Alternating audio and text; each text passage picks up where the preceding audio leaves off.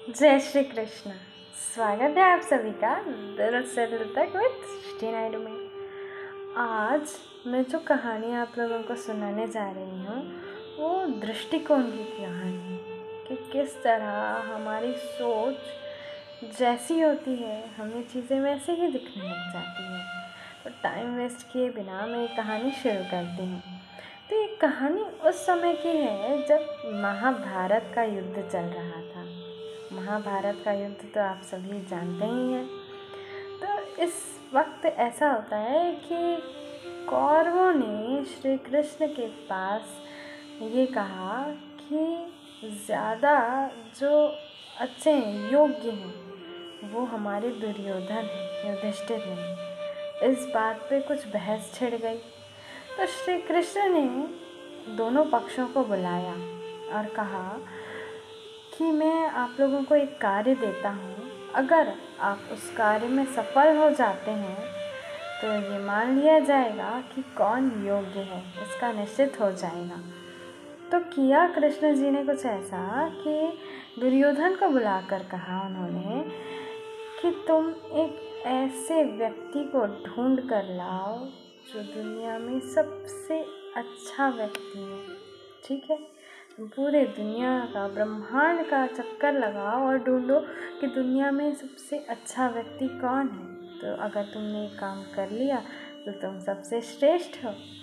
और वहीं युधिष्ठिर को ये कहा गया कि तुम पूरे ब्रह्मांड का चक्कर लगाओ और ये एक ऐसा व्यक्ति ढूंढ कर लाओ जो दुनिया में सबसे बुरा हो। तो दोनों को वक्त दिया गया पूरे 3 दिन का।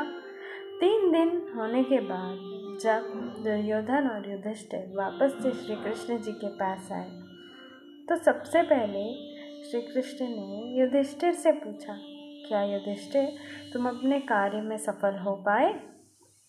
युधिष्ठिर बेचारा मुंह लटकाए हुए खड़ा हो गया, कुछ नहीं कहा। फिर तुरंत ही कृष्ण जी ने दुर्योधन के पास से पूछा, क्या तुम सफल हो पाए? तो दुर्योधन ने कहा कि मैं पूरे ब्रह्मांड का चक्कर लगा तो आया, पर मुझे ऐसा कोई भी व्यक्ति नहीं मिला जो दुनिया में सबसे अच्छा हो।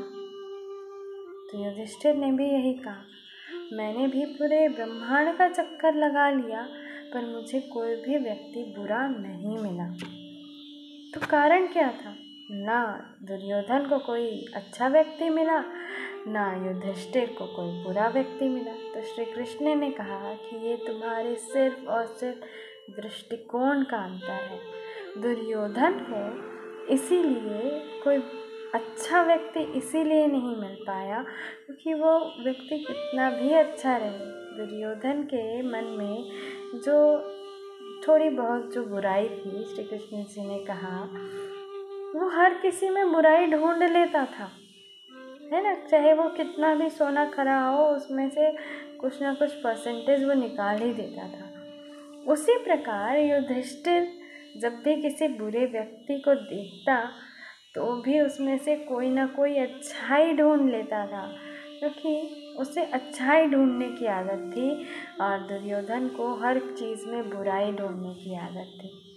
तो यही अगर हम अपनी लाइफ में अगर इम्प्लीमेंट करें तो हम जैसी चीज़ देखना चाहेंगे हमें चीज़ें वैसे ही दिखेंगी। हम अच्छा देखना चाहेंगे तो हमें लोगों में अच्छाई ही दिखेगी और बुरा देखना चाहेंगे तो बुराई ही दिखाएगी।